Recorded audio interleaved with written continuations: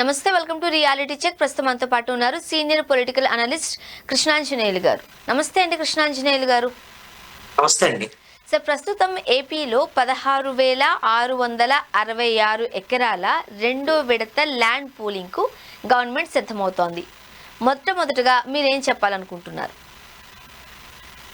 ఆంధ్రప్రదేశ్ రాజధాని అమరావతి నిర్మాణానికి సంబంధించినటువంటి విషయంలో రెండో దశ ల్యాండ్ పూలింగ్ కి వెళ్లాలని రాష్ట్ర మంత్రివర్గం నిర్ణయించింది. 7 గ్రామాల్లో 16,666 ఎకరాలు తీసుకోవాలి అనేటువంటిది నిర్ణయం జరిగింది. దీనికి సంబంధించినటువంటి ప్రక్రియను కూడా ఆంధ్రప్రదేశ్ ప్రభుత్వం అంటే ఏపీసీఆర్డీఏ ప్రారంభించబోతుంది. అంటే ఈ ప్రక్రియ ఏంటి అంటే నోటిఫికేషన్ జారీ చేస్తారు, ఏ గ్రామాల్లో తీసుకుంటారు అనేటువంటి దాని మీద. ప్రధానంగా గ్రామాలు ఏంటంటే ఇప్పుడు రాజధానికి సంబంధించినటువంటి 29 గ్రామాలకు ఆనుకొని ఉన్నటువంటి తుళ్ళూరు మండలానికి ఆనుకొని ఉన్నటువంటి అమరావతి మండలం ఉంది. అమరావతి మండలంకి సంబంధించినటువంటి పెదపరిమి, అదేవిధంగా ఎండ్రాయి, పెదమద్దూరు, వైకుంఠపురము, హరిశ్చంద్రపురము, అదేవిధంగా కర్లపూడి, ఈ సంబంధించినటువంటి గ్రామాలకు సంబంధించినటువంటి భూముల్ని ఇప్పుడు తీసుకున్నటువంటి భూముల కంటే 29,000 మంది రైతులు 33,000 ఎకరాలు ఇచ్చారు. దానికి అనుబంధంగా ఇది ఎక్స్టెన్షన్ కింద తీసుకుంటున్నారు. అంటే సుమారుగా 50,000 ఎకరాలు ల్యాండ్ పూలింగ్ లోకి రాబోతుంది ల్యాండ్ బ్యాంక్ లో. వాస్తవంగా 33,000 ఎకరాలే కాకుండా ప్రభుత్వ భూమి దాంట్లో సుమారుగా ఒక 15,000 ఎకరాలు ఉన్నాయండి అంతకు ముందే ఈ 29 గ్రామాలకు సంబంధించినటువంటి దాంట్లో. ఇది కాకుండా అటవీ భూములు కూడా ఉన్నాయి. ఇవన్నీ కలిపితే మొత్తము సుమారుగా 70,000 ఎకరాల వరకు కూడా ఆల్రెడీ ల్యాండ్ బ్యాంక్ ఉంది. దీనికి అదనంగా ఇప్పుడు 16,666 ఎకరాలు తీసుకుంటున్నారు. ఇది ఎందుకు తీసుకుంటున్నారు, కారణం ఏంటి అని అంటే ముఖ్యమంత్రి చంద్రబాబు నాయుడు చాలా స్పష్టంగా వివరించారు. మనము అంతర్జాతీయ ప్రమాణాలతో ఒక అద్భుతమైనటువంటి రాజధాని నగరాన్ని నిర్మించుకోవాలనుకుంటున్నాం. ఇది భవిష్యత్ తరాలకి, రాష్ట్రం మొత్తానికి ఈ రాజధాని నగరం అవసరం.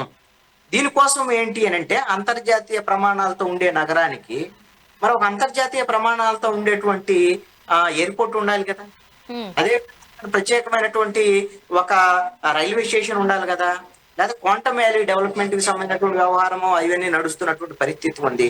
ఇంకా ఇండస్ట్రీస్ చాలా అక్కడికి కొన్ని పరిశ్రమలు వచ్చేదానికి అవకాశం ఉంటుంది. స్పోర్ట్స్ సిటీ ఒకటి ఏర్పాటు చేసుకోవాలి. ఇవన్నిటి అవసరాల నిమిత్తము, భవిష్యత్ అవసరాల నిమిత్తమే ఒక అద్భుతమైనటువంటి నగరంగా నిర్మించుకునేటువంటి ప్రయత్నంలో భాగంగా ఈ రెండో దశ ల్యాండ్ పూలింగ్ కి వెళ్తున్నాం అనేటువంటి విషయాన్ని ఆంధ్రప్రదేశ్ ప్రభుత్వము ప్రకటించడం జరిగింది. ఇప్పుడు ఏదైతే గ్రామాలు ఉన్నాయో ఆయా గ్రామాలకు సంబంధించినటువంటి రైతులందరితో చూచాయిగా ఆంధ్రప్రదేశ్ ప్రభుత్వం మాట్లాడుకుంది.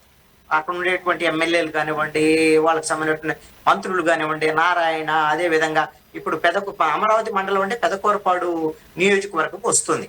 భాష్యం ప్రవీణ్ అక్కడ ఎమ్మెల్యేగా ఉన్నారు. ఆయన ఇప్పటికే కొంతమంది రైతులతో మాట్లాడటం ఇవన్నీ కూడా జరిగింది. రైతులు సుముఖంగా ఉన్నారు ల్యాండ్ పూలింగ్ కి ఇవ్వటానికి. ఆ నేపథ్యంలోనే ఇప్పుడు సిఆర్డీఏ ఏం చేస్తుంది, ఒక నోటిఫికేషన్ జారీ చేస్తుంది, గ్రామ సభలు పెడుతుంది. ఆ గ్రామ సభలు పెట్టి ఆ గ్రామ సభల తర్వాత ఏకాభిప్రాయం మేరకు, అందరి ఆమోదం మేరకు రైతుల అంగీకారం. ల్యాండ్ పూలింగ్ అంటే ఏంటి, స్వచ్ఛందంగా రైతులు ఇవ్వటం. ఇది ల్యాండ్ అక్విజిషన్ కాదు, సేకరణ చేయటం లేదు, సమీకరణ జరుగుతుంది. అంటే రైతుల ఆమోదం మేరకు మాత్రమే ఇది జరిగింది. రైతుల ఆమోదం మేరకు దీన్ని తీసుకొని దాని తర్వాత దానికి ఎవరైతే వాళ్ళు భూమిని ఇచ్చినటువంటి రైతులు ఉన్నారో, ఈ 29,000 మంది రైతులు ఉన్నారు కదా, ఒక్కొక్క ఎకరానికి వాళ్ళకి ఇంతకు ముందు 1000 గజాలు నివాస ప్లాట్లు, 250 గజాలకు సంబంధించినటువంటి దాని మీద వాళ్ళకి కమర్షియల్ ప్లాట్స్ ఇచ్చేటువంటి విధానం ఏదందో అదే విధానాన్ని ఇప్పుడు సేమ్ రెండో దశ పూలింగ్ విషయంలో కూడా దాన్నే అమలు చేయబోతున్నారు. సో ఇప్పుడు మనం 1 by 1 వెళ్తే ఇప్పటికే 33,000 ఎకరాలు రైతులు ఇచ్చారు. రైతుల దగ్గర నుంచి వీళ్ళు సమీకరణ చేశారు. మీరు అన్నట్టుగా 33,000 ఎకరాలకి సంబంధించి ఇప్పుడు మరో 16,000 ఎకరాలు అడుగుతున్నారు. అంత డెవలప్మెంట్ ఈ 10 ఏళ్లలోకి సంబంధించి మనం చూసినట్లయితే అఫ్ కోర్స్ లాస్ట్ టైం అయితే జగన్మోహన్ రెడ్డి గారి ప్రభుత్వం ఉంది అనుకోవచ్చు. జరిగిందంటారా? 33,000 ఎకరాలు ఇచ్చిన రైతులు ఈ రోజు సాటిస్ఫైడ్ గా ఉన్నారా? అయితే ఇక్కడ ఒక అంశాన్ని మనం గమనించాలి. 2015లో దీనికి సంబంధించినటువంటి రాజధానికి సంబంధించినటువంటి నిర్ణయం జరిగింది. అప్పుడు తెలుగుదేశం, బీజేపీ ప్రభుత్వము, జనసేన మద్దతుతో అప్పుడు ప్రభుత్వం ఉంది. ఆ నిర్ణయం జరిగిన తర్వాత ల్యాండ్ పూలింగ్ వ్యవహారం ఇవన్నీ 2 ఏళ్ల పాటు పట్టాయి. కట్టిన తర్వాత అప్పుడు ప్రభుత్వం ఏం చేసింది? ఒక అసెంబ్లీకి సంబంధించినటువంటి భవనాన్ని కట్టారు. అదేవిధంగా సెక్రటరియట్ భవనాలు కట్టారు, 5 భవనాలు. అదేవిధంగా ఒక హైకోర్టు కట్టారు. పరిపాలనకు సంబంధించినటువంటి వ్యవహారాలు మొత్తం కూడా అక్కడే ప్రారంభమయ్యాయి. అమరావతిలోనే జరుగుతుంది. వీటికి సంబంధించినటువంటి విషయంలో పూర్తి స్థాయి భవనాల నిర్మాణము, అదేవిధంగా సెక్రటరియట్, దీనికి సంబంధించినటువంటి ఆ టవర్స్ నిర్మాణం, ఇవన్నీ ప్రక్రియ అప్పుడు ప్రారంభం కావాల్సి ఉంది. కానీ జరిగినటువంటి పరిణామం ఏంటి? 2019 ఎన్నికలకు ముందు అప్పుడు కేంద్ర ప్రభుత్వము, ఎన్డీఏ ప్రభుత్వమే, ఆంధ్రప్రదేశ్ లో ఉండేటువంటి తెలుగుదేశం ప్రభుత్వం యొక్క ప్రతిపాదనలకు అనుగుణంగా అప్పుడు నరేంద్ర మోడీ ప్రభుత్వము రాజధాని నిర్మాణానికి నిధులు, అదేవిధంగా రాష్ట్ర ప్రత్యేక హోదా, విభజన హామీలకు సంబంధించినటువంటి విషయంలో కూడా అంగీకరించలేదు. దాంతో ఏమైంది? అప్పుడు ఆంధ్రప్రదేశ్ ప్రభుత్వము కేంద్ర ప్రభుత్వం మీద పోట్లాటకు దిగినటువంటి పరిస్థితి ఉంది. దాంతో అమరావతి నిర్మాణము ఆ దశలో ఆగిపోయింది. ఇప్పుడు ఈ విధమైనటువంటి అసెంబ్లీ, సెక్రటరేట్, హైకోర్టు కొనసాగుతూనే ఉన్నాయి. ఇప్పుడు 10 ఏళ్ల నుంచి కొనసాగుతున్నాయి అక్కడ. అదే విధంగా ఎవరైతే సెక్రటరేట్ ఎంప్లాయీస్ కు సంబంధించి టవర్స్ నిర్మాణం జరిగింది, మొత్తం కంప్లీట్ అయిపోయింది. మీరు కావాలంటే ఎప్పుడైనా ఏహా ఛానల్ వాళ్ళు వెళ్ళి చూస్తే మొత్తం నిర్మాణం అయింది. ఇప్పుడు రంగులు వేస్తున్నారు. దాదాపుగా 28 ఫ్లోర్లకు సంబంధించినటువంటి టవర్. అదే విధంగా ఎమ్మెల్యేలకు సంబంధించినటువంటి నివాసాలకు సంబంధించినటువంటి టవర్ కూడా నిర్మాణం జరిగింది. ఇది కూడా సీడ్ యాక్సెస్ రోడ్లోనే, మొన్న సిఆర్డి ఆఫీస్ కట్టారు కదా కొత్తది, దాని వెనకాలే ఇవి ఉంటాయి టవర్స్, చాలా ఎత్తుగా కనపడతాయి, విజయవాడ వరకు కనబడతా ఉంటాయి. ఇది కూడా దీనికి రంగులు వేసేటువంటి పరిస్థితి, ఇది ఫినిషింగ్ దశలో ఉంది. అదేవిధంగా హైకోర్టు భవనం ఇంకొక వైపున నిర్మాణం జరుగుతుంది. అదేవిధంగా జిఐడికి సంబంధించినటువంటి టవర్స్, 4 కీలకమైన టవర్స్ ఉన్నాయి కదా, ఆ టవర్లకు సంబంధించినటువంటి ఇప్పుడు పనులు ప్రారంభమయ్యాయి అక్కడ ఆల్రెడీ. ఈ పనులు కొనసాగుతున్నటువంటి పరిస్థితి ఉంది. ఇప్పుడు ఈ దశలో మరి 10 ఏళ్ళని మనం చెప్తున్నాం. ఏమైంది? 2019 లోపల జరిగినటువంటి పరిణామాలు చెప్పాను. మరి 2019లో వైఎస్ఆర్ కాంగ్రెస్ పార్టీ వచ్చింది. అధికారంలోకి వచ్చిన తర్వాత ఏం చేశారు? జగన్మోహన్ రెడ్డి ఇంకేముంది, నాకు 151 సీట్లు వచ్చినాయి, రాజధాని అమరావతి తాటిపొండి నియోజకవర్గంలో కూడా వైసీపీ గెలిచింది, ఇక మేము ఏం చేస్తే అది చెల్లుబాటు అయిపోయింది అని జగన్మోహన్ రెడ్డి ఫీల్ అయ్యాడు. 2019 డిసెంబర్లో అసెంబ్లీలో ఒక పిడుగు లాంటి వార్తను ప్రకటించాడు ఆ రోజున. ఏంటది? మేము దక్షిణాఫ్రికా తరహాలో 3 రాజధానులు పెడతాం, తప్పేముంది అని ఒక ప్రకటన చేశాడు. మరి 2019 నుంచి 24 వరకు ఆయన తలకిందులుగా తప్పచ్చు చేశాడు జగన్మోహన్ రెడ్డి. ఏమైంది? ఏమైనా 3 రాజధానులు అయ్యాయా? హైకోర్టు మొట్టికాయలు వేసింది రాష్ట్ర ప్రభుత్వాన్ని.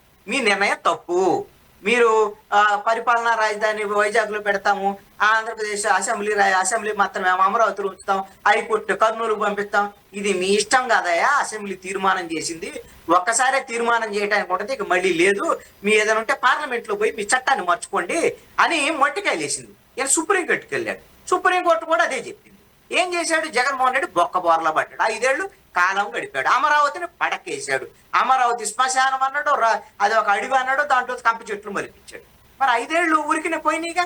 ఆ అమరావతి రైతులు ఉద్యమం చేస్తే, వాళ్ళు త్యాగం చేసినటువంటి భూములు ఇచ్చినటువంటి రైతులు ఉద్యమం చేస్తే వాళ్ళ మీద అక్రమ కేసులు బనాయించి, వాళ్ళ మీద ఒత్తిడి చేసి, వాళ్ళ మీద కీలకమైన కేసులు పెట్టి 260 మంది చచ్చిపోయేటట్టు చేసినటువంటి వాళ్ళు జగన్మోహన్ రెడ్డి. మరి ఇంక రాజధాని అంటే 10 ఏళ్ళు అంటే 10 ఏళ్లలో 2 ఏళ్ళేమో అప్పుడు నిర్మాణాలు జరిగాయి, అవతల చివరి సంవత్సరం ఏమో బీజేపీతో పోట్లాట అయిపోయినటువంటి పరిస్థితి. ఇప్పుడు 1.5 సంవత్సరంలో ఎంత వేగంగా నిర్మాణం జరుగుతుంది? ఆల్రెడీ ఏషియన్ డెవలప్మెంట్ బ్యాంకు, అదేవిధంగా ప్రపంచ బ్యాంకు, నాబార్డు, ఇటు నుంచి 31,000 కోట్ల రూపాయలు ఇప్పుడు నిధులు కేంద్ర ప్రభుత్వ సహకారంతో రాజధానికి వచ్చే నిధులు ఆల్రెడీ మొదటి దశన సంబంధించినటువంటి నిధులు విడుదలైపోయినాయి. పనులు ఇప్పుడు మీరు చూస్తే రాత్రి పగళ్ళు అమరావతి రాజధాని ప్రాంతంలో నిర్మాణ పనులు శరవేగంగా జరుగుతున్నటువంటి పరిస్థితి స్పష్టంగా కనపడుతోంది. అయితే మీరు అన్నట్లు రైతులకు ఏమైనా మేం జరిగిందా, రైతులకు అన్యాయం జరిగిందా అనేటువంటి విషయం ఖచ్చితంగా చర్చ. రైతులు మొన్న అల్టిమేటం జారీ చేశారు. భూములు ఇచ్చినటువంటి 29,000 మంది రైతులు, ఇదే ఎవరిని నమ్మైతే భూములు ఇచ్చారో, చంద్రబాబు నాయుడు నమ్మి భూములు ఇచ్చారో, అదే చంద్రబాబు నాయుడు అల్టిమేటం జారీ చేశారు. మాకు అనేక సమస్యలు ఉన్నాయి, మేము భూములు ఇచ్చాం, మాకు రిటర్నబుల్ ప్లాట్స్ రావాలి, ఆ ప్లాట్లు అదేవిధంగా వాటిని మౌలిక వస్తువుల కల్పన, మా డెవలప్మెంట్ ఏంది మీరు పట్టించుకోవాలి కదా, లేకపోతే మేము మళ్ళీ ఉద్యమం చేస్తాం అనేటువంటి విషయాన్ని చంద్రబాబు నాయుడుకి అల్టిమేటం జారీ చేశారు. దాంట్లో తప్పేం లేదు, వాళ్ళు భూములు ఇచ్చినటువంటి త్యాగం చేసినటువంటి రైతులు కదా. అందుకనే చంద్రబాబు నాయుడే వాళ్ళతో సమావేశం అయ్యాడు.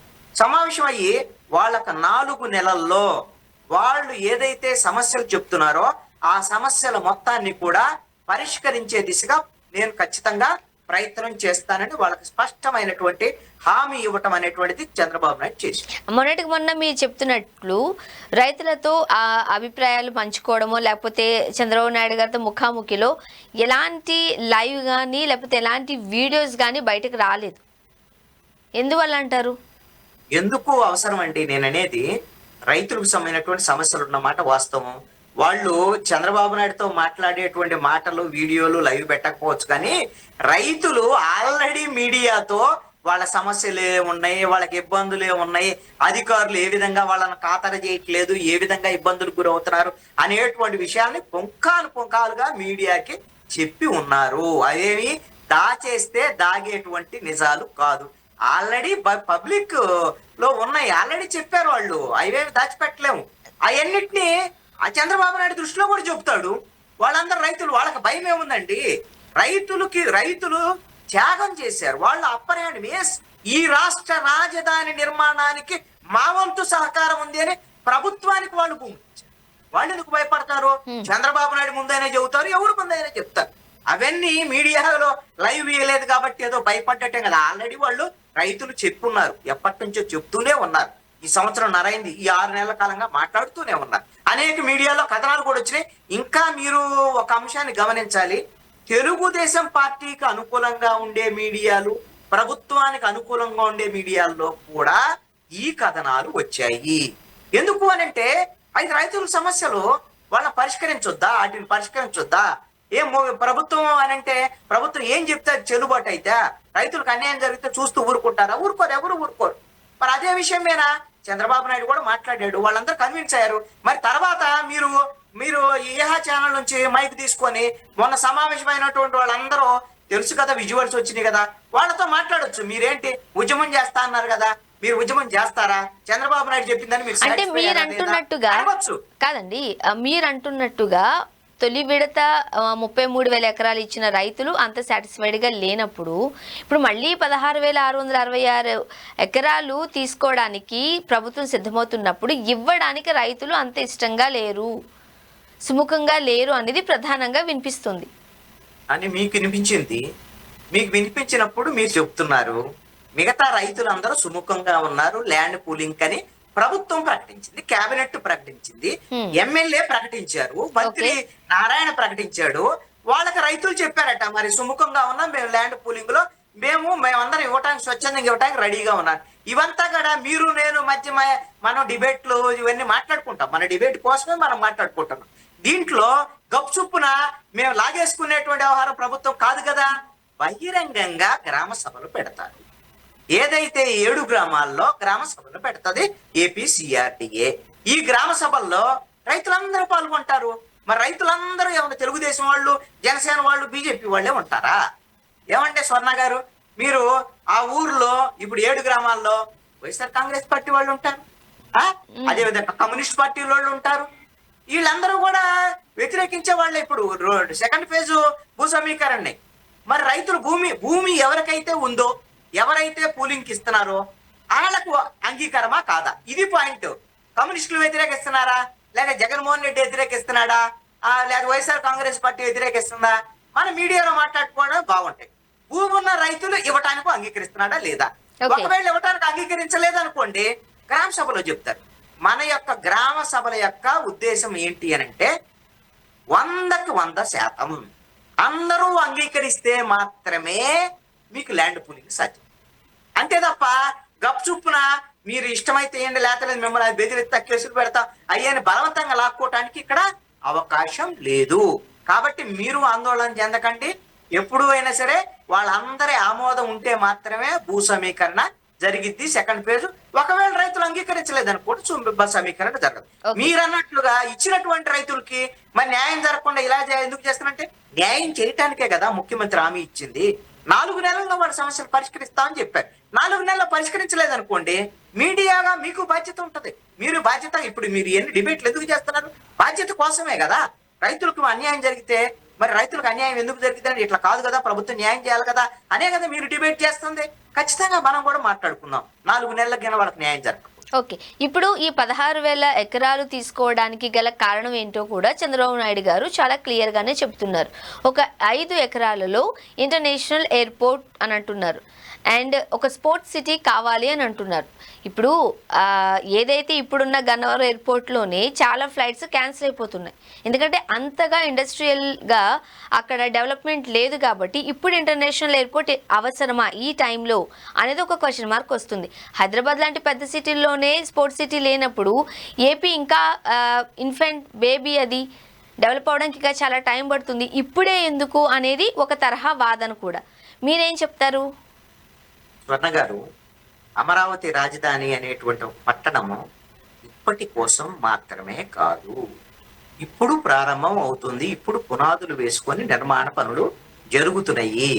ఇదంతా కూడా పూర్తి స్థాయిలో ఒక నిర్మాణం పూర్తయి ఒక అంతర్జాతీయ ప్రమాణాలతో ఒక పట్టణ రూపురేఖలు దిద్దుకోవాలి అని అంటే 2050 వరకు ప్రణాళికలు. మనం ఎక్కడున్నాం? 2025లో ఉన్నాం.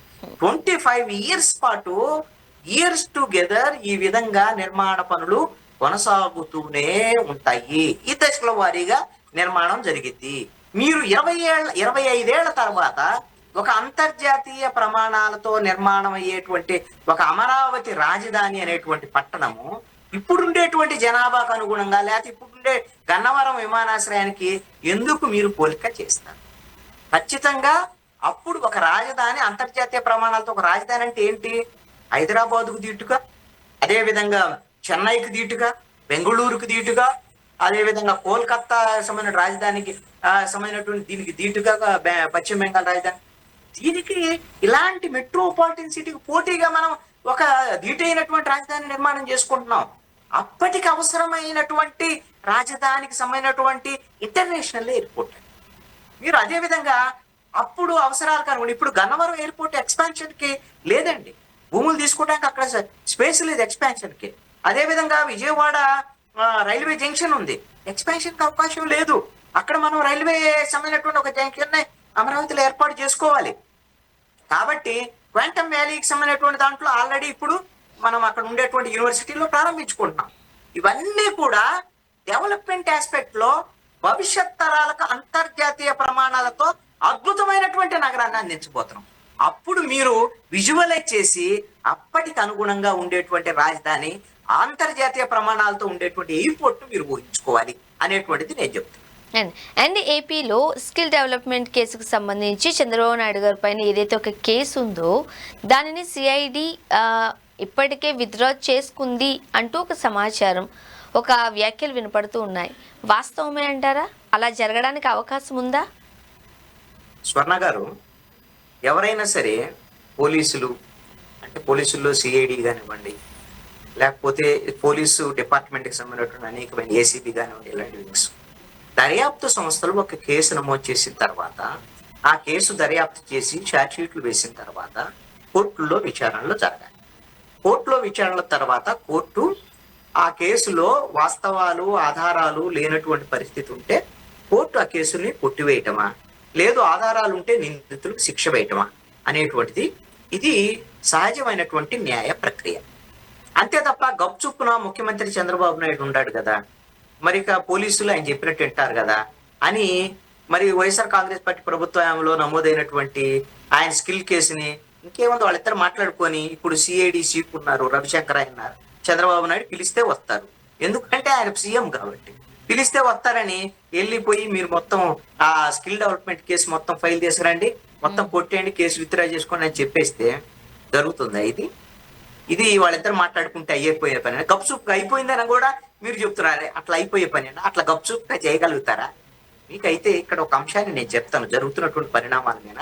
ఇప్పుడు నిప్పులేందే పొగరాదు అనేటువంటిది ఉంటుంది. మీరు కూడా ఏమో అనామత్తుగా అడిగారని నేను అనుకోను. ఇక్కడ ఫైబర్ నెట్కి సంబంధించినటువంటి ఒక కేసు ఆల్రెడీ చంద్రబాబు నాయుడు మీద కేసు నమోదు. చంద్రబాబు నాయుడుతో ఆయనతో సహా 16 మంది ఏమో నిందితులు ఉన్నారు కేసులు. ఆ కేసుని విత్డ్రా చేసుకోవటానికి సిఐడికి సంబంధించినటువంటి విషయంలో అప్పుడు దర్యాప్తు చేసేటువంటి సిట్కి సంబంధించినటువంటి దాంట్లో వాళ్ళు ఈ ఫైబర్ నెట్ ఇప్పుడు ఎండి, అంతకుముందు వైఎస్ఆర్ కాంగ్రెస్ పార్టీ ప్రభుత్వంలో ఎండి ఎవరు ఉన్నారు ఆయన దగ్గర నుంచి స్టేట్మెంట్స్ తీసుకొని ఎక్కడైతే వైఎస్ఆర్ కాంగ్రెస్ పార్టీ ప్రభుత్వంలో ఫైబర్ నెట్ లో అక్రమాలు జరిగాయని మొత్తం అంటే 260 కోట్ల రూపాయల వరకు కొన్ని అకౌంట్లకు ట్రాన్స్ఫర్ అయ్యాయి, దీని వెనక చంద్రబాబు నాయుడు ఉన్నారనేది ఆరోపణలకు సంబంధించినటువంటి కేసు అది. అవన్నీ కూడా ఆధారాలు లేవు అని వీళ్ళు కోర్టుకు సమర్పించారు అనేటువంటిది ఒక సమాచారం. ఇది ఫైబర్ నెట్ కేసు. మరి కోర్టు ఏం డెసిషన్ తీసుకుంటుంది అనేటువంటిది చూడాలి. కోర్టు ఆ డెసిషన్ తీసుకున్నది అనుకోండి, ఖచ్చితంగా ఒకవేళ ఇవన్నీ ఆధారాలు లేవని చెప్తున్నారు, దర్యాప్తు సంస్థే కేసు పెట్టింది. ఇప్పుడు దర్యాప్తు సంస్థ సంబంధించినటువంటి మొత్తం ఆధారాలు లేవని చెప్పేటువంటి క్రమంలో ఒకవేళ కేసు కోర్టు కొట్టేసింది అనుకోండి, ఆయన నిర్దోషిగా బయటపడతాడు చంద్రబాబు నాయుడు, ఆయనతో పాటు ఉన్నటువంటి వాళ్ళు కూడా బయటపడతారు.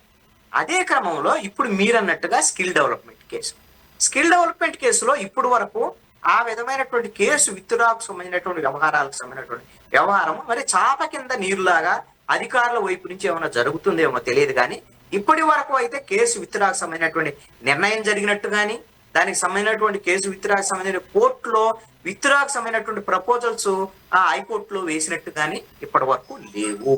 ఒకవేళ ఉంటే అది లీగల్ ఫార్మేట్ లో హైకోర్టు దృష్టికి తీసుకువెళ్ళి హైకోర్టు ఆమోదం మేరకు మాత్రమే చేయటం అనేటువంటిది సాధ్యమైతే అనేది మాత్రమే నేను చెప్తాను. అని అంటే ఏ గవర్నమెంట్ ఉంటే ఆ గవర్నమెంట్ వారిపై ఉన్న కేసులను ఇలా విత్డ్రా చేసుకుంటూనో కొట్టివేయించుకుంటూనో వెళ్ళిపోతూ ఉంటే ఎలా అర్థం చేసుకోవాలి? ఇది ఖచ్చితంగా ప్రజల్లో అనేక అనుమానాలకి తావిచ్చేటువంటి అంశం. ఖచ్చితంగా అనుమానాలకు తావిస్తాం. ఎందుకు అనంటే ఇప్పుడు జగన్మోహన్ రెడ్డి ప్రభుత్వము, వైసీపీ ప్రభుత్వము మరి చంద్రబాబు నాయుడు మీద కేసులు పెట్టింది. మరి చంద్రబాబు నాయుడు ముఖ్యమంత్రి అయినాడు, ఆయన మీద ఉన్నటువంటి కేసులు ఇప్పుడు దర్యాప్తు సంస్థలన్నీ మరి ఆధారాలు లేవంటే, అప్పుడు ఆధారాలు ఉన్నప్పుడు ఆయన మీద ఎఫ్ఐఆర్ నమోదు చేయడానికి ఆధారం ఉంది, ఆయన మీద షార్ట్ షీట్ వేయడానికి ఆధారం ఉంది, ఆ రోజులు ఉన్నాయి కదా. మరి ఇప్పుడు అదే అధికారులు మళ్ళీ చంద్రబాబు నాయుడు మీద ఇప్పుడు ఆధారాలు లేవని చెప్తున్నారు. ఇది ప్రజల్లో అనుమానాలు రేకెత్తించేటువంటి అంశంగా ఉంటుంది. అందుకు మీకు ఒక లైవ్ ఎగ్జాంపుల్ చెప్తాను. ఇది ప్రొసీజర్ ను ఫాలో అవ్వకుండా కేసులు ఎత్తేసుకున్నాడు జగన్మోహన్ రెడ్డి. అందుకని జగన్మోహన్ రెడ్డి గత ప్రభుత్వ హయాంలో హైకోర్టు దగ్గర దొరికిపోయినటువంటి అంశం ఉదాహరణ కోసం అది చెప్తున్నాను. ఇది మీకు అవసరమైనటువంటి ఉదాహరణ. ఇప్పుడు చంద్రబాబు నాయుడు ఒక ప్రొసీజర్ ప్రకారంగా చేస్తున్నాడు. జనంలో ఎంత మేరకు నమ్మకం ఉంటుందో వేరే అంశం. ఈ ప్రొసీజర్ ఏంటంటే హైకోర్టు దగ్గరికి వెళ్ళటం, ఆధారాలు లేవని. హైకోర్టు కొట్టేయటమా లేదని హైకోర్టు నిర్ణయిస్తే. కానీ జగన్మోహన్ రెడ్డి ఏం చేశాడో తెలుసా? తన ప్రభుత్వ హయాంలో విడుదల రజని, సామిదేని ఉదయభాను ఇలాగా ఒక 12 మంది మీద సుమారుగా నాకు తెలిసి 18 కేసులు ఏమో ఉన్నాయి, 18 కేసులు. ఆ కేసులు మొత్తం కేసులు రద్దు చేస్తూ అది జగన్మోహన్ రెడ్డి ప్రభుత్వము జీవో ఇచ్చింది. ఎకాయికి ఒక జీవో ఇచ్చేసింది. జీవో ఇచ్చేస్తే దాని మీద ఆంధ్రప్రదేశ్ హైకోర్టుకు నేను వెళ్ళాను. నేను హైకోర్టుకి వెళ్ళి దాన్ని ఛాలెంజ్ చేశాను. ఈ ప్రభుత్వము ఇలా ఎత్తేస్తుంది, వాళ్ళకి అధికారం ఉందా అనేటువంటి దాని మీద నేను ఛాలెంజ్ చేశాను. హైకోర్టులో ఛాలెంజ్ చేస్తే హైకోర్టు ఆంధ్రప్రదేశ్ ప్రభుత్వాన్ని, అప్పుడు ప్రభుత్వాన్ని, జగన్మోహన్ రెడ్డి ప్రభుత్వానికి మట్టికాయలేసి మీ ఇష్టం కాదు, మీ ఇష్టం వచ్చినట్టుగా మీరు జీవోలు ఇచ్చి రద్దు చేసుకోవడం మీ కోర్టు ఎందుకు, ఇంకా మీరు మా హైకోర్టు ఆదేశాల మేరకు మేము అంగీకరిస్తేనే మీ కేసులు రద్దు చేయడానికి ఉంటుంది, కాబట్టి ఆ మొత్తం కేసులు మళ్ళీ విచారణ జరపండి అని ఆంధ్రప్రదేశ్ డీజీపీకి ఆదేశాలు జారీ చేసింది హైకోర్టు. అది న్యాయపరమైనటువంటి దాంట్లో లోపం జగన్మోహన్ రెడ్డి చేసింది. అందుకని నేను ఛాలెంజ్ చేశాను, నేను గెలిచాను ఆ కేసులో. అదే విధంగా జగన్మోహన్ రెడ్డి ఇంకొక తప్పు కూడా చేశాడు. ఆయనకి 2012లో ఆయన పార్టీ పెట్టారు, వైఎస్ఆర్ కాంగ్రెస్ పార్టీ. 2014 ఎన్నికలు, 2019 ఎన్నికలు, ఈ ఎన్నికలు అంటే ఆ 7 ఏళ్ల పాటు ఆయన మీద ఏమైతే కొన్ని ఎలక్షన్ టైంలో కేసులు, అంటే సిబిఐ కేసులు, ఈడీ కేసులు కాదు, కొన్ని కేసులు ఉంటాయి. మీరు ల్యాండ్ ఆర్డర్ అతిక్రమించారు, మీరు ఇక్కడ అందుకని మీ మీద కేసు నమోదు చేశాం, ఇలాంటి కేసులు ఉన్నాయి. అవన్నీ 13 జిల్లాలకు సంబంధించినటువంటి ఉమ్మడి జిల్లాలకు సంబంధించి 12 జిల్లాల్లో పోలీసులందరూ కూడా ఎవరైతే ఫిర్యాదు చేశారో ఆ ఫిర్యాదుదారులను పిలిచేసి రాజీ చేసేసి జడ్జీలకే పెట్టారు, మొత్తం కోర్టులోని పెట్టారు, ఆయా జిల్లాల కోర్టులో పెట్టారు. ఆ జిల్లా జడ్జీలు ఏం చేశారంటే ఆ కేసులు మొత్తం కొట్టేశారు. ఎందుకు అనంటే ఆల్రెడీ వాళ్ళు రాజీ పడ్డామని చెప్పారుగా, పోలీసులే రాశారుగా. అయితే ఈ విషయం హైకోర్టుకి వెళ్ళింది. హైకోర్టు సుమోటోగా తీసుకున్నది ఆ కేసులు. సుమోటోగా తీసుకొని మీరు ఆ జగన్మోహన్ రెడ్డి వాస్తవంగా ప్రొసీజర్ ప్రకారంగా ఫాలో అయ్యారు. ఎక్కడ దొరికారు అంటే జగన్మోహన్ రెడ్డి అవన్నీ కూడా రాజీలు జరిగినటువంటి సందర్భం ఎప్పుడు అంటే కరోనా సమయంలో జరిగింది. కరోనా సమయంలో హైకోర్టు కింది కోర్టులకు ఆదేశాలు జారీ చేసింది. ఏమనంటే ఇంపార్టెంట్ కేసులు మాత్రమే, భూ వివాదాలు, అత్యవసర కేసులు మాత్రమే విచారణ జరపమని. మరి ఈ రాజీ కేసులు ఎలా చేశారు?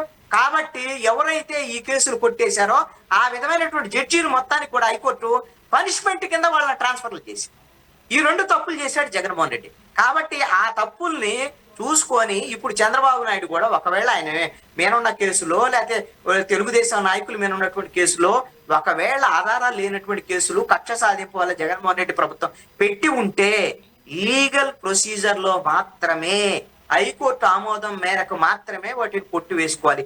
లేదు అని అంటే అప్పుడు కృష్ణాంజనేయులు ఛాలెంజ్ చేశాడు, ఇప్పుడు స్వర్ణ గారు ఛాలెంజ్ చేయొచ్చు, లేకపోతే ఇంకొకటి ఛాలెంజ్ చేయొచ్చు, అసలు వైసీపీ వాళ్ళని ఛాలెంజ్ చేయొచ్చు, ఎవరైనా ఛాలెంజ్ చేయొచ్చు కోర్టుకు వెళ్ళి. ఛాలెంజ్ చేస్తే లీగల్ ప్రొసీజర్ ప్రకారంగా జరగలేదంటే మళ్ళీ కేసులు రీఓపెన్ చేస్తారు. ఇది ముఖ్యమైనటువంటి అంశం. అండ్ ఇంకొక అంశం, తిరుమల లడ్డు ఈ ఇష్యూకి సంబంధించి వైవి సుబ్బారెడ్డి గారు, నేను లై డిటెక్టర్ కూడా సిద్ధంగా ఉన్నాను, అండ్ కల్తీ నెయ్యి వచ్చిన మాట వాస్తవమే, బట్ దాన్ని అయితే రిటర్న్ పంపించేశారు. ఇది అంటే ట్యాంకర్ ఏదైతే కల్తీ నెయ్యికి సంబంధించిన సర్టిఫికేట్ ఉందో దానికి సంబంధించి ప్రతి దగ్గర కూడా టెస్టింగ్ ఉంటుంది, అదేది లేకుండా ట్యాంకర్ లోపలికి రావడం అసాధ్యం అంటూ చెప్పారు. మీరేం చెప్తారు సాధ్యాసాధ్యాలు? అండి ఆయన లై డిటెక్టర్ పరీక్షలకు అవసరం నేను సిద్ధము లేదా ఇవన్నీ చెప్తున్నారు కదా, మీరు చాలా స్పష్టమైనటువంటి ఆధారాలకు సంబంధించినటువంటి విషయాలని నేను చెప్తాను.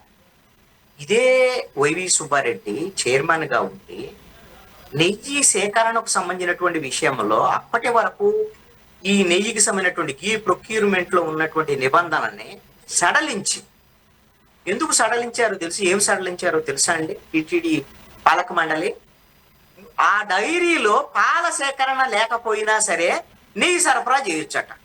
స్వర్ణ గారు మీకు నెయ్యి ఎలా వస్తుందో మరి మీకు తెలుసు అని నేను అనుకుంటున్నాను. ఇప్పుడు కుర్రోళ్ళగానే పిల్లల్ని మనం అడిగాం అనుకోండి, పాలు ఎలా వస్తాయని ఎవరు నన్ను అడిగితే పాల ప్యాకెట్ల నుంచి వస్తాయని చెబుతాను, అంతే కదా. నెయ్యి ఎలా వస్తుందో ఎవరికి తెలియకపోవచ్చు. అందుకనే ఒక నెయ్యి అనేటువంటిది తయారవ్వాలంటే అది ఏంటి సొంతంగా ఒకటే తయారవ్వదు. పాలు ఒక గేదె నుంచో ఆవు నుంచో పాలు పితికిన తర్వాత వాటిని వేడి చేసి అదేవిధంగా ఏదైతే మజ్జిగ తోడు వేస్తే పెరుగు అవుతుందో 12 గంటల తర్వాత ఆ పెరుగును చిరిగితే వెన్నపూస వస్తుంది, వెన్నపూసను కరిగిస్తే నెయ్యి. ఇప్పుడు ఇలాంటి దాన్ని మీ పాల డైరీలో మీరు పాలు సేకరణ లేకపోయినా పర్వాలా, మీరు నెయ్యి సరఫరా చేయండి అని నిబంధనలు మార్చారు. ఎవరయ్యా దానికి నాయకుడు? ఎవరయ్యా అంటే వైవి సుబ్బారెడ్డి. ఎలాగ తయారైతే నెయ్యి? కెమికల్స్. ఇప్పుడు కెమికల్స్ తో తయారు చేసినటువంటి దాన్ని మరి కల్తీ నెయ్యి అంటారా, ఏమి నెయ్యి అంటారు? మీరు ఎందుకు ఆ విధమైనటువంటి సవరణలు చేశారు? మీకు ఆ విధంగా ఎందుకు మీరు ఈ విధమైనటువంటి కల్తీ నెయ్యి కెమికల్స్ తో ఉన్నటువంటి నెయ్యిని మీరు తీసుకురావడానికి ప్రయత్నం చేశారు? తప్పు కదా. మరి ఆయన ఏదో నేను లైట్ డిటెక్టర్ దాకా అక్కర్లేదు, దీనికే సమాధానం చెప్తారు. వాళ్ళు అడిగింది ఇదే, అక్కడ జరిగేటువంటి సిట్టు దర్యాప్తులో జరుగుతున్న అడిగినటువంటి అంశాలు ఇవే. అక్కడ వైవి సుబ్బారెడ్డి రెడీ హ్యాండెడ్ గా దొరికిపోయాడు. మీకు రేపో మాపో వైవి సుబ్బారెడ్డిని అరెస్ట్ చేయబోతున్నారు, మీరు దాన్ని రాసి పెట్టుకోండి ఆల్రెడీ. ఎందుకంటే వైవి సుబ్బారెడ్డి పిఏగా ఉన్నటువంటి చిన్నప్పన్న ఆయన అరెస్ట్ చేసినటువంటి నేపథ్యంలో ఆయన చెప్పినటువంటి విషయాలు ఏంటి?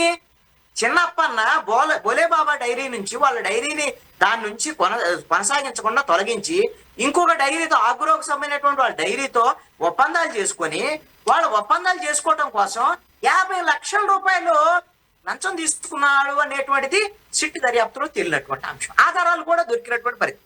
ఒక పిఏగా ఉన్నటువంటి వ్యక్తి 50 లక్షలు తీసుకోవటము, లేకపోతే ఒక డైరీకి సంబంధించినటువంటి టెండర్ రద్దు చేయటమో, ఇంకొక డైరీకి సంబంధించినటువంటి టెండర్లకి కొత్త దానికి యాక్సెప్ట్ చేయటమో, ఇదేమన్నా ఒక పిఏ అని చేస్తాడండి? ఇది మీకు తెలుసా స్వర్ణ గారు? మీరు అంగీకరిస్తారా చెప్పండి? ఇది వైవి సుబ్బారెడ్డికి తెలియకుండా జరిగిద్దా? ఈయన లైట్ డిటెక్టర్ అది అని చెప్తాడు. లైట్ డిటెక్టర్ ఎందుకు? ఆధారాలు ఉంటే ఏ బ్యాంకు నుంచి 50 లక్షలు ఎట్లా ట్రాన్సాక్షన్ జరిగాయి, ఏం జరిగాయి? ఇప్పటికే ఆయా డైరీలకు సంబంధించినటువంటి వాళ్ళందరిని అరెస్ట్ చేశారు. ఇప్పుడు సంబంధించినటువంటి టీటీడీకి సంబంధించినటువంటి ఇప్పుడు అధికారిగా ఉన్నాడు వైవి సుబ్బారెడ్డి టైంలోనూ, కరుణాకర్ రెడ్డి సమయంలో ప్రొక్యూర్మెంట్ కి సంబంధించినటువంటి దానికి సంబంధించినటువంటి అధికారిగా ఉన్నటువంటి అరెస్ట్ చేశారు.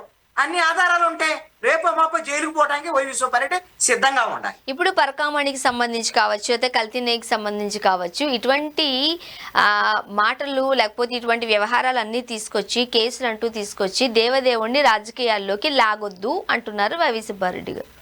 ఎందుకంటే ప్రజల మనోభావాలతో ముడిపడి ఉన్న అంశం ఇది. ఇప్పుడు వైవి సుబ్బారెడ్డి అన్న, కరుణాకర్ రెడ్డి అన్న, ఎవరన్నా సరే దీన్ని రాజకీయం అని మీరు ఎందుకు అనుకుంటున్నారు? మీ వైపు నుంచి అయితే నేను చెప్తాను. ఎందుకంటే ఈ 2 కేసులు ఆంధ్రప్రదేశ్ ప్రభుత్వం పెట్టిన కేసులు కాదు అనేటువంటి విషయము జనం తెలుసుకోవాలి. ముందు జనానికి తెలుసు ఆ విషయం. వైఎస్ఆర్ కాంగ్రెస్ పార్టీ రాజకీయ కక్షాదింపై చెప్పి ఒకటి నెయ్యికి సంబంధించినటువంటి కేసు ఆంధ్రప్రదేశ్ సిట్టు దర్యాప్తు జరుపుతుంటే ఇదే వైవి సుబ్బారెడ్డి సుప్రీంకోర్టుకి వెళ్ళాడు. సిబిఐ దర్యాప్తు కావాలని అడిగాడు. మరి అంతే, ఆయన అడిగాడు కాబట్టి సిబిఐ దర్యాప్తు చేశారు. సిబిఐ అధికారి ఆయన నేతృత్వంలో ఆంధ్రప్రదేశ్ సిట్టు, అదేవిధంగా ఫుడ్కు సంబంధించినటువంటి ఎక్స్పర్ట్, ఆయన కేంద్ర ప్రభుత్వానికి పరిధిలో ఉండేటువంటి ఒక ఎక్స్పర్ట్ ని వీళ్ళందరం కలిపి సిట్టు దర్యాప్తు జరుగుతుంది. మరి అదేమన్నా ఆంధ్రప్రదేశ్ ప్రభుత్వం వేసినటువంటిది కాదు కదా. రెండవది పరకామణి కేసు. పరకామణికి సంబంధించినటువంటి కేసు ఈ ఆల్రెడీ కరుణాకర్ రెడ్డి, అదేవిధంగా వైవి సుబ్బారెడ్డి వీళ్ళు ఉన్నప్పుడు సమయంలో వైసీపీ ప్రభుత్వంలో అయిపోయింది. ఆల్రెడీ అక్కడ లోక్ అదాలత్లో రాజీ జరిగింది. ఇప్పుడు ఈ కూటమి ప్రభుత్వం వచ్చిన తర్వాత వార్తకు సంబంధించినటువంటి ఒక న్యూస్ దినపత్రిక విలేకరి శ్రీనివాసుడు అనేటువంటి వ్యక్తి ఆంధ్రప్రదేశ్ హైకోర్టును ఆశ్రయించారు. ఇదేంటి, ఇది ప్రభుత్వానికి సంబంధించినటువంటి ధనము, పరకామణికి సంబంధించినటువంటి కేసు, కోట్ల రూపాయల ధనానికి సంబంధించినటువంటి వ్యవహారం లోక్ అదాలత్లో ఎలా రాజీ పడతారు అనేటువంటి, ఎలా రాజీ చేస్తారు అని ఆయన హైకోర్టుకి వెళ్తే హైకోర్టు ఏం చేసింది, మీరు ఇమీడియట్ గా ఈ కేసు విచారణ జరపడానికి సిఐడికి ఆదేశాలు జారీ చేసింది. హైకోర్టు ఆదేశాల మేరకు సిఐడి విచారణ జరుపుతుంది. ఇప్పుడు ఆంధ్రప్రదేశ్ కూటమి ఆదేశాలు కాదు, ఇది హైకోర్టు ఆదేశాలు. అందుకని దీంట్లో మీరు ఏం జరిగింది అనేటువంటిది చాలా క్లుప్తంగా ఎలాగా తప్పులు చేశాడో కరుణాకర్ రెడ్డి, వైవి సుబ్బారెడ్డి చెప్తాను. పరకామణి కేసులో నిందితుడు ఎవరు, రవికుమార్. ఇతను మొత్తం అక్కడ కుండీలో డబ్బులు లెక్క పెట్టడం, ఆయన పంచగట్టుకుని వెళ్తాడు, లోపల జేబులు ఉంటాయి, అక్కడ విదేశీ కరెన్సీ డబ్బులు దానిని లోపల పెట్టుకుంటాడు. ఆయన లోపల పెట్టుకునేటప్పుడు ఏదైతే సీసీ కెమెరా రికార్డు ఉంటుంది కదా, అవి పని చేయకుండా జాగ్రత్త పడతారు. లెడ్జర్ లో తప్పుడు లెక్కలు రాస్తారు, ఈయన తీసుకొచ్చి బయట ఈ చలామణి చేసుకుంటా ఉంటాడు. దీన్ని మొన్న రైల్లోంచి పడిపోయి ఆ అనుమానాస్పదంగా మృతి చెందినటువంటి ఏవిఎస్ఓ సతీష్ కుమార్ ఉన్నాడు కదా, ఆయన పట్టుకున్నాడు రెడ్ హ్యాండెడ్ గా. ఎప్పుడో తెలుసా అంటే 2023 ఏప్రిల్లో పట్టుకొని ఆయన పోలీసులకు అప్పు చెప్పాడు. అప్పుడు తిరుమలకు సంబంధించినటువంటి పోలీసులు కేసు నమోదు చేశారు. మీరు గమనిస్తే ఒక కేసు నమోదైన తర్వాత దర్యాప్తు చేసి ఛార్జ్ షీట్ వేయడానికి మినిమం 3 నెలలు గడువు ఉంటుంది. అంటే 3 నెలల్లో ఛార్జ్ షీట్ వేయాలనేది. కానీ మీరు గమనిస్తే ఎప్పుడైతే ఏప్రిల్లో కేసు నమోదైంది, మేలో ఛార్జ్ షీట్ వేసేసారు. ఛార్జ్ షీట్ వేసేసి అదే ఏడాది సెప్టెంబర్లో లోక్ అదాలత్లోకి వెళ్ళి రాజీ చేసుకున్నారు. రాజీ చేసుకోవడానికి ఏం చేశారో తెలుసా అండి, ఇదే కరుణాకర్ రెడ్డి పాత్ర లేకుండా ఇది జరగదు, క్లుప్తంగా ముగిచ్చేస్తారు. ఇక్కడ ఏం చేశాడో టీటీడీ పాలక మండలి ఒక నిర్ణయం చేసింది. ఏంటి అని అంటే, దొంగతనం చేసినటువంటి దొంగ అనే ఆరోపణలు ఉన్నటువంటి రవికుమార్ అనేటువంటి వ్యక్తి దాతగా దొంగిలించినటువంటి సొమ్మేమో ఆయన విరాళం కింద స్వామివారికే 14 కోట్లు విరాళం ఈయన ఇస్తున్నాడు, భూరి విరాళం ఇస్తున్నాడు అని టీటీడీ పాలక మండలి ఒక తీర్మానం చేసింది. అసలు ఈ విధంగా ఎవరి దగ్గర నుంచి విరాళం తీసుకోవాలంటే, ఒక ఆస్తి తీసుకోవాలంటే టీటీడీ ఏం చేయాలంటే బహిరంగ ప్రకటన చేయాలి. బహిరంగ ప్రకటన చేసి దీని మీద ఎవరికైనా అభ్యంతరాలు ఉన్నాయా, దీని మీద లీగల్ సమస్యలు ఉన్నాయా, ఇవన్నీ చెయ్యాలి. ఏం చేయకుండా ఒక తీర్మానం చేసింది టీటీడీ పాలక మండలి. ఏమని చేసిందంటే, మాకు అర్జెంటు హడావుడు ఉంది, అందుకని రవికుమారు ఈ విధంగా దాతలాగా 14 కోట్ల రూపాయల ఆస్తి మొత్తాన్ని కూడా ఈయన స్వామివారికి ఇస్తున్నాడు, మేము బహిరంగ ప్రకటన చేయడానికి మా దగ్గర సమయం లేదు, కాబట్టి మేము దీన్ని ఈ విధంగా తీసుకుంటున్నామని తీర్మానం చేశాడు. ఏం మీకు సమయం లేకపోవడానికి ఏంటి నాకు అర్థం కాదు. ఆయన దొంగ సొమ్ము తీసుకునేటువంటి బహిరంగ ప్రకటన చేసి అందరికి తెలిసిందని ఉద్దేశంతో ఈ విధంగా నిబంధనలు మార్చారు. నిబంధనలు మార్చిన దాంట్లో ఒక టేబుల్ ఎజెండా కింద ఆ రోజున తీసుకొచ్చారు ఈ అంశాన్ని. ఏమి ఆ రోజున చైర్మన్ కి తెలియకుండా వస్తుంది ఆ టేబుల్ ఎజెండా. మరి ఇవన్నీ నిబంధనలు మీ ఇష్టం వచ్చినట్టుగా మార్చి, దొంగల దాతల కింద మార్చి, మీరు దొంగ సొమ్ముని విరాళం కింద మార్చి ఇలా చేసినటువంటి కరుణాకర్ రెడ్డి మరి జైలుకు పోకుండా, అరెస్ట్ కాకుండా, వైవి సుబ్బారెడ్డి పాలు లేకుండా నెయ్యి సరఫరా చేయండి అని వాళ్ళకి ఇచ్చినటువంటి వీళ్ళకి ఇది కక్ష సాధింపు అంటే జనమే ఎలా నమ్ముతారు? వైఎస్ఆర్ కాంగ్రెస్ పార్టీ ఈ రోజున నిట్ట నిలువున ఈ విధమైనటువంటి 2 కేసుల్లో మునిగింది, వాళ్ళ మెడ మీద కత్తి వేలాడుతుంది అనేటువంటిది స్పష్టంగా చెప్తాను. చూద్దాం sir. Thank you so much అండి, మీ అభిప్రాయాలు పంచుకున్నారు. థ్యాంక్ యూ అండి. ఇది వాళ్ళ రియాలిటీ చెక్. Stay tuned.